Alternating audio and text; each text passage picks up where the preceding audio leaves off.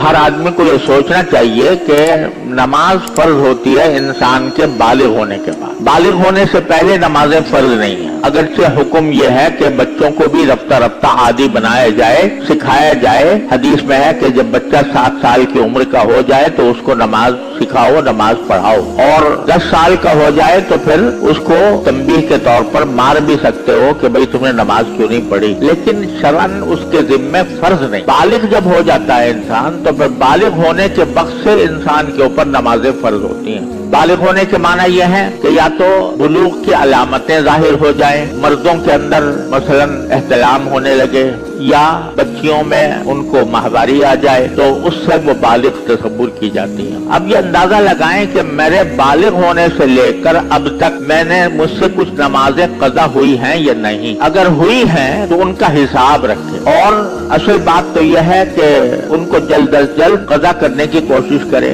मसलन किसी की 100 नमाजें हैं, 200 हैं, 300 है, 400 है, 1000 है, तो उनको वो कज़ा करें, और जितना वक्त भी ज्यादा से ज्यादा देकर नमाजें कज़ा हो सके वो करे। और उसका एक आसान तरीका बुजुर्गों ने यह भी फरमाया है कि हर फर्ज नमाज के साथ एक फर्ज नमाज कज़ा की नियत से पढ़ता रहे, और नियत ये करे कि मेरे जिम्मे जो आखिरी नमाज फर्ज थी और मैंने अदा नहीं की, वो आखिरी नमाज मैं कज़ा कर रहा हूँ, ये नियत करके शुरू कर दे। फजर की नमाज के साथ फजर की नमाज के आखिरी फजर की नमाज जो मुझसे कज़ा हुई थी वो मैं पढ़ रहा हूँ और उसको अदा कर रहा हूँ, और जोहर की नमाज के साथ जोहर की के आखिरी जो जोहर की कज़ा हुई थी वो मैं पढ़ रहा हूँ। असर के साथ और असर की नमाज के बाद अगरचे नफले मना है, फजर के बाद भी नफले मना है, लेकिन कज़ा करना जायज। फजर की नमाज भी के बाद भी कज़ा की जा सकती है, असर के बाद भी कज़ा की जा सकती है, मगरिब के बाद मगरिब की, ईशा के बाद ईशा की। इस तरह अपने सारी पिछली जिंदगी की नमाजें कज़ा करना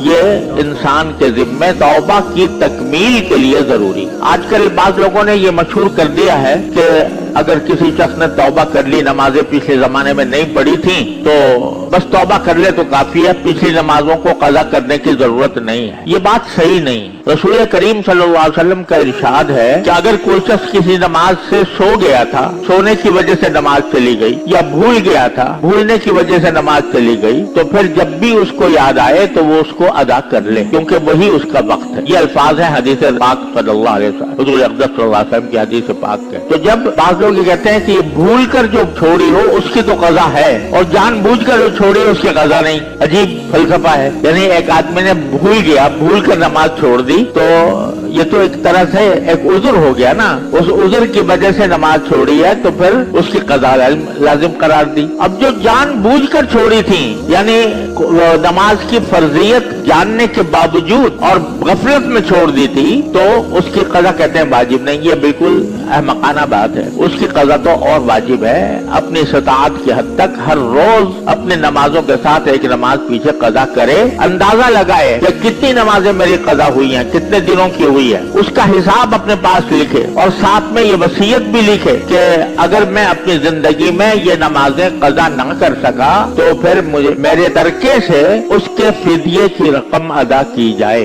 ये वसीयत लिखना भी जरूरी, क्योंकि इंसान का कुछ पता नहीं कब मौत आ जाए। तो मरने के बाद अगर वसीयत कम से कम कर दी है तो अल्लाह ताला की रहमत से उम्मीद है कि इंशाल्लाह वो माफी हो जाएगी। लेकिन अगर फिक्र ही नहीं की, बस जो हो गया सो हो गया, और उसके बाद फिर कोई तक उसको कज़ा करने की फिक्र नहीं की, तो फिर वो गुनाह से बरी नहीं हो।